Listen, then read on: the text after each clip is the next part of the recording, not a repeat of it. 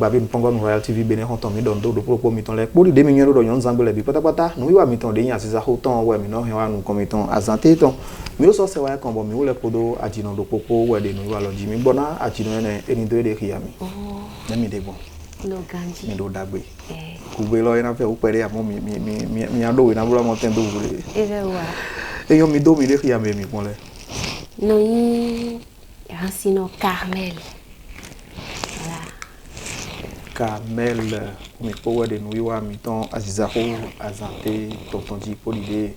Mito, Mimondo, Carmel. Nendo yedo Aziza, ete kawaii Aziza tau. Aziza, mondo, nous de chi big boy de no wa meji, bono do hanu me. Nou bo ese hu time. Bon, betona ndo mi monu kunja mele rezi ya. Eti di nu de yo voro la grâce fait nu do hon abio abai nawe. Ene nu mon koton we mo wa yen mondo abio abai nawe bo gbigbo no wa mejile e wa le o nu modo konu ana do konu bo betona na se bona jolo amo gude so no amanu bo de la no antun no nu do ade awdo pe amo do no la ngeje ka don le ya ajolo abe nawe be ya ziza bunu wa meji e bigbo bunu wa meji le no wa bunu nye ene ntemi e na chena mi ba o meji la mi bona mi ya jo basa bon mi le dinero mi kwa kota gbede mi le gan le ko na 2 ano amele file a hon kan we men le photo idodo we mi le fi wa se tambi don te don e ke mi wa a ino village en passa tawo wenu miku be gana do tanko de beneto me fi ma agbo to ko me be wa se tante don agbo me fi we na jijo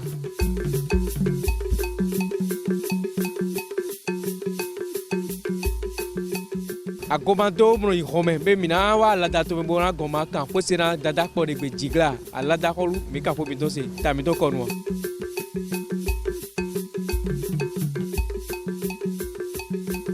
Nous avons assez tenté ton et comme ils ont d'angbo kakawado savalosi torolome savalovi sunu savalovi nyono nemi fong bon magandia.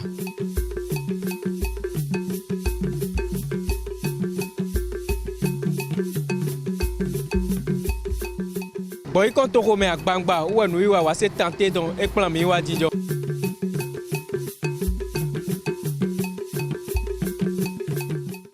Nous avons mis ton assez temps et remi wa glewe widazi torolome. Ena chena do propos miton la mi ude yona no iwa Azizaho ton bon pon de yon zangbe le bi pata de Royal TV beneji be ye kan Azizaho ton ene me mi na bon bona don do o nous sora me kwe da ho do pour prêt à porter la riche de do ay no bilesi agbasa to hobon don do dozima ena chena ile gbawo na ye ule we azonpa de no so na mi de no iwa yoji bueno vivi mono je ngbe mono je o gang bebe no kon yime mi na swazi alo kan etan bona zedo no konami Carmel Paro bodo comme ça quoi bon. Nem il est méga moi ces alors ils m'ont besoin de Rancino de tes sciences à vie. Il a de time yenton do cleo mondo noi jimio e we me mao na fe no mon coton bo e wa zo ni sin vu e karo vinho no e vinho yo pedi eni amade kamundo bo no e amade gbo vi omodo no sio e we no du moda no chisi we yi ache mon coton ni e ma za mon coton ha mi bo de ka wa yo wa la blodo ko gan de suno voilà bon mbe azo ni sin we nde ndo pe aton voilà bon je randi no ji mo asome mi do ku primaire ni la na ji bo me si le no yin wana e do poésie chan mi no ji bo we ni wana kaka bon wa collège mo we le ulibona odo Ghana kaka che fide mi de pe yo nka mo do ai hon egbe ton me dion e uzu azonu mi bo na wa bona do hia to vile bi no e ma o na mi o me bi ni mo ko je ni ha mi akuna pa to gan so na we u gamo ne do Carmel to teme to mi gai Carmel hwegbonu eni ni hwegbo apa de hwegbo yin agbo me apa de hwe ne yo no mla mi do don Quand même na yo ben ka yema jiro don. Ouais, Jimmy dedans. Mais un camono, aïno et nous. Aïno. Oui, no ci don mi. Aïno biete. Zo yon de hu ga mo. Et na chena we ba o. Kamel, bo ko ite ko we mi ga de agmaton ka bi mo de agmaton. Bon, mi de le bon, non de sin et de halo. Nous bondo agban si nous sort. Nka si to dino e o wele nu na de agban ton wele nu. E do nu wa yin bo tito me we be no blow bidai. Mo don de agban de ton didion. Nje dokporopo de ton didion si 2017. Bon ko de dokpo owe aton enne monton. Aton go wa yin de don de ton lo dini. Nka na commando do agban si nu o go ma so a. Ele àwọn tede we na wa. Bon, ouais, na je bangba. National. Dès à des temps, il y a des temps 2017 là, il y a dit na me pon les na monter aussi baby de comme na we perdre. Le temps passe si vite. Et quand j'ai fait le compte, je vois que la seule chose qui nous reste, c'est notre amour. Mais ta flamme qui brûle dans mon cœur est la seule chose qu'il n'a pas connue de fin. Je ne peux pas tout oublier. Rappelle-toi de ces promesses. Rien qu'on les vofli, nos vécus d'hier. Mais je ne peux pas tout oublier. Non, non, non, non, non. Rien qu'on les vofli, nos vécus d'hier. Buenos amis et bondé. Buenos amis et idi. Anos amis et bondé. Mado tero fine ouais. Kamele na chena we ba besoin vivre na kuna bodo to ganso bo na we gamo. Dete de aga o besoin 2017 lo kakawa tun ye ni te nya foklen wa ouvert de aga mi mo ranzon lo meta. Afoklen nando afoklen ho mondo. Et comme mado je yo we mbio no me. Mbio azo mo nkoto e mo zedi azo ina na mi ndudu odo ho. Yo bodo do carrière ene. Nzedi azana na min lodo hu vere mole me waindo anapon ana tempo bona khle to vile do nyon lewa o enu chiri azo ina gbomero poro ji sin do hu akpare hu enbo enu eve udesu do ma fremi do ke nono fida ya dayo taka to me nono donc nano donc bona wazo do deo enu mboro ve wono mi egbegbe di on wa jon fi nugbo mais ene we bodo communication na bloka kabono ke to denisi bo ma hadio ewe enu mboro ve o devo nyene sunu sin fi ma jinjon do wazo de je hagbon de su zondo ndo azo de wono wa do don de su zombo onze no di de je hagbon de suwa donc e karo mo alors ha do gbe de ndo be na wa so ha mi ni so e te so dan for do gudo pere de vo e han sino mi ton fiton le o ye bon ye ji no me ho le go bono bi a che me ho le mo no de afo ni ho nu a mo alogo me ni le ton amo egbe dion e o mo alogo gege to mo hasino me ho de no kon le sin dali do monorozi ma mo ouvert mo ko sin dali do hasino le te ni so so ingbeto de mi kan hobio e ba mo alogo wo so gande agmaton ndo mi le ton ma yin mo bla bone bon ndo petoro gudo je veux le producteur et bon mais ro fini podo allo kon beto simile kwe do menele do allo gon mi we e na do akwe ho mo do ye je si do ho mo ko to do we me kwe zanu mi wa do si do kwe ho ndo asiza ga fona e de le bodo mo mi na wa asiza zona mi de bodo e ze wi de jona azon pa de na de ton de po azon pa producteur de po de te we na bo wo na wuga niendo asiza do po fon bodo mi oso na produire mi de bodo niendo e ze wi de jona maison de production do po de te we na bo wo na wuga. OK mondo o a no cambio mi ton a pa we do me de chite bodo na wa zo yin de suno e do kwe de suno ton ni e ka yin azo no ti de ajo yi wa do nwe e nde bo fa bo wa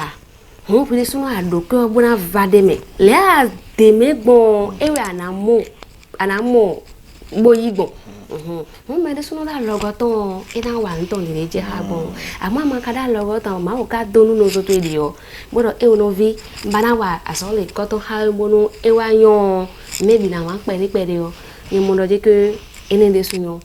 akpa pe we le bi je yon no e gbon foro cambio me wa ire te wenu e me de o gwa lo nu e o wenu e ja dudu gbe na du gan we asana gbe ni o do we ze kweto bo zano do filiade ene me bu de sunu ado kweto bo zano nto me ado nto bi do gbono de holo de gbon e ga no ve awuna pere na gbeto le po na ni mo aliyo ne ma do susu en gbeto de no ma mo producteur ma ne mi le me gablo mo aliyo te mi bon ka kabo do ibu ko so na ka bi de mi yon si wo zo aliyo ne lo ya o ma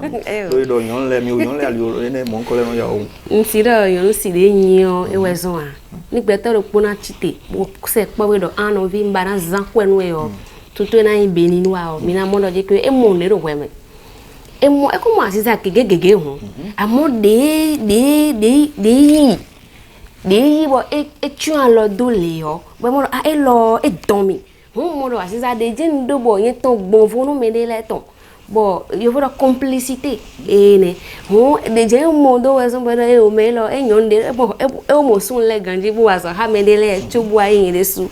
donc on sait déjà que les nignons et ils ont on sait de moi mino Sénégal zin to me Dakar pour l'idée mi doro Aziza donc on a ouvert des les mi mo alo fioton le pour mi monter mi le mi ga monter mais et comment tu don ou grand filet no bo ma do wa hanzo ro don a jowen no wa ro don ene mais na ndo no kunu mi o hanzo sin ouvert o fi bi we do akwaje nu onodu alogoje nu onodu aro do aro fi oguna mama kwa ya mama logo wa asihu wa zo de je hagbon wa edo fo gbon dia ene e mundo ni akuna pelo to gan so wo na mepo mi han gbe mi tan lopo po montin so di na mi beto de mi pon le OK 100 ans 1000 ans baby à tes nati, je serai là à tes côtés, kaba kaba. 100 ans, 1000 ans, baby. Y Galilée, je serai là à tes côtés, kaba kaba. À toi je donne mon veto, en plus je te certifie ISO. Tu m'as donné ton vélo, baby, dans les bisous. Angbe ne ko kan ri so ma mo do tintan de mi ke wan yin sin kan wa yo lo so pa wan yin sin kan wa te o to so Hamilton le bi e no ti jo wan yin ji han te le bi no ti jo wan yin ji ya amo mi na mo ro wan yin we dagbe lo do nu ma o ma do wan yin nu mi fi ton le a e na ta mi ya kakara boaze boablo sacrifice nu mi ya hon e wa so mi no ji wan yin we ro apale bi ho mene gudo mi no achi hamono do pa susunu dita de mau dale mi no chi hamono do uve gbetoro sisero gbero pome mi no chi hanu apa mon koton le hwe we do vécu au quotidien nous de vivre nous ze hwe ou de so no le chi han ton le su nous de le venu mi o no le chi han ton le su lo do mo a sino lo posi a zonu kono konton wa nyene nous de manyu wa na do do to ji do nu le yo donc à parler bureau minoti hani mi ka rapon était si azanji était ouais à Falkland no asizale ton de Benin to mi don me fi bo ezon ba siza susuma lo kon yi de mi le mi o le ko Benin fi bo asian to di no ezon bo ni no mi mo eton bo aziza kegema ro zero fi abi o Benin to mi on le ma no yi ro han pa hwe ide je ha gbon mo do mi ko do ho di na ni ko nton we akwe akwaje no no do we ze kwe wa bo nka do wa do mi fo mi foro nyane do bo wane ka do nu ni na ne ba kana zan le ka zan bon e je kono mo to de le me o mi na mo do me ro chite bo me o e na go manya zo ma wa to do apa mo nko ton pe chona do an e o nye de o nye ka lo zinye no same amo ya ka yo nu le wa bo nye ka mo wa yo no kunche me nye bana gwa lo no me do he do e o nye o tele hwe we nye do bo ya ka yo do nu ba nyo wa nyo no kunche me nye bana gwa lo no fio mi do azokwe le no chite bo no gwa lo no han se no le fio mi na mo do azokwe mo nko ton de bo no chite bo no gwa lo no han se no fia betok pa jenai promoteur culturel le jenai donc ene le mi mamu alogoro gudo wa esi machia e ti azokwe de mi ti tede wa mi do an o yen bana blo le bo nlo beto de kon mi ze na nda ho jenwe amo alogba ple do po a ena nda ho mi fo do de je mi ane tegbe hun no ke mi si do pro mi ton le si ni tamepon do akpa hwe mo nkoton bonu azokwe le si chite bo gwa lo ni mi han sino le o mo na ke mi te suno mi na zeta de je ha gbon ri o han sino da ho nko mi no ro fi mo ro han to ho e mi le do ho kuno bodo to gan so bona beto di sisi le bai bo ye mana judo pali man mo ye kan te me bona dondo o Salomé lokono han Paris into holo me do mo do polo ma on beji mati de ran France don do yi won nu wa yo bono pon na États-Unis bo gan dondo hun nu régie bo do hun leji Théophile Zinsu jibo jafe menele po États-Unis wa de bo yi won nu wa za ho to mo pon mi dondo do propo mi ton le do mi ule po Camel po we de nu wa lo ji bo mi yo super pa mi do to mi dada Camel mi no ji han do no pa ku no ajalon no mi han gbe de pepe do pa ajalon na mi ni po na ji han do po e pa jalon no e kale do kunu ma o we do pe gbezan eno lo me ji han do di do l'envie Félix ero wena pota yo lo me kakabo huiro pope ogigo arona pana me kru wi wena joton we wa do wazalo apota yo lo me kakabo huiro pope ogigo arona pana me kru wi wena joton we wa do wazalo endo gigo gan okru to adogbe me nka so anado si adan ro horo tu me adogbe pogbe sinu ya no yin do gigo gan okuro to adogbe menu kawe je so anado si adan ro horo tu me adogbe pogbe sinu ya àpótá ìwọ̀n lọ́mẹ kàkà wà wẹ̀rọ pópé ògìgò àdọ́nà para mẹ́kúrò ìwé ìrìnàjò tán wẹ̀yìn ìwà àdéhùn. Era chena wegwa o dada kamela kuno gbero toro emi adondo nu bodo wezo mi do mo azante ton do ji jo home e gan so bona do propo mi ton le mi mo ye kene me bona dondo Africa Sun City na ye ule wezo mi do do ye dagbe yo mo kwede gbe mi no blo nu wiwa aziza ho ton de ne do mi wa bi okuton zin to holo me de be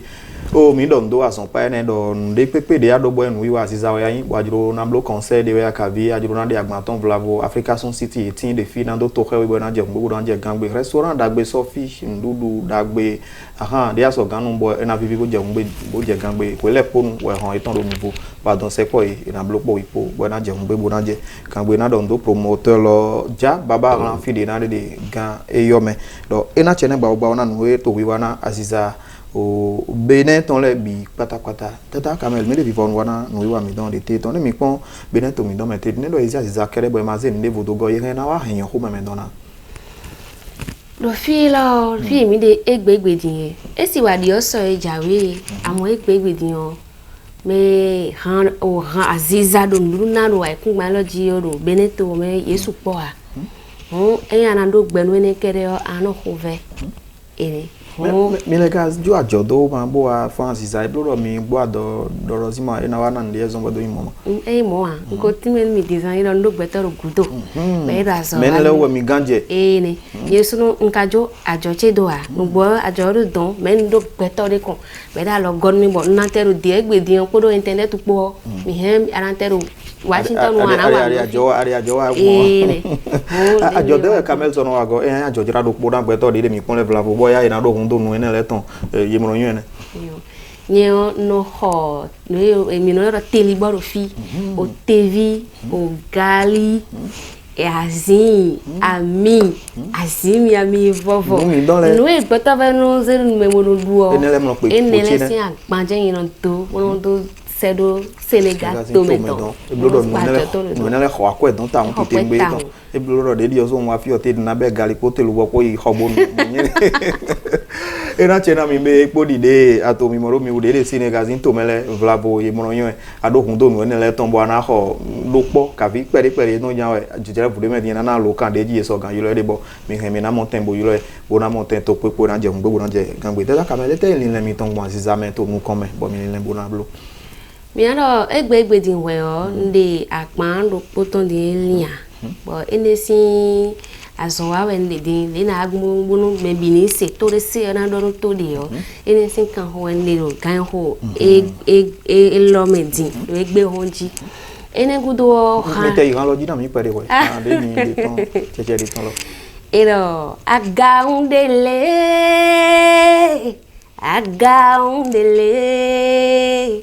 nandunya vedoa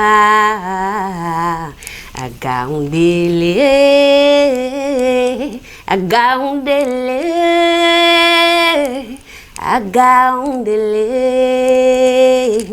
nandunya avedoa agaundele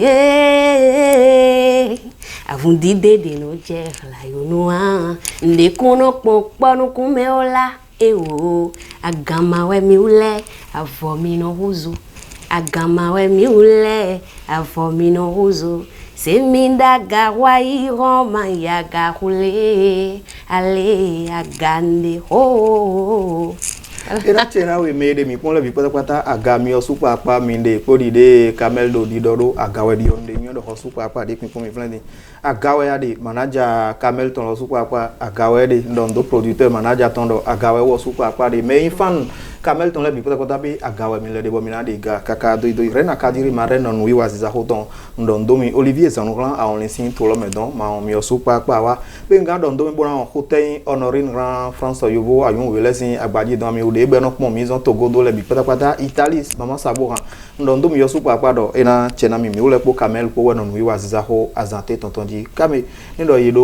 hundo mi tambona yiro mi jawe ka bi me de Senegal sin to me bona ho ogbado ayi pori de mi do ka bi ye jiro na yiro mi bon hansin apa ko alokan de jiwe so gan yiro mi mo ne do hudo chero akpa hwe de buhwe hanli hwe hanzome abi nwe nyo wa osi akpa hwe o eni lo mi do 97 02 39 54 information de baidi o bio ena mo bi mi kale ha réseaux sociaux le dio bo taper nkoche am Carmel YouTube jiwea Facebook jiwea TikTok jiwea Instagram jiwea no fine la bi iga don 600 kwa ko yolo alokande yan yolo 600 kwa ko yo eni lo plus 221 30 77 33 85 925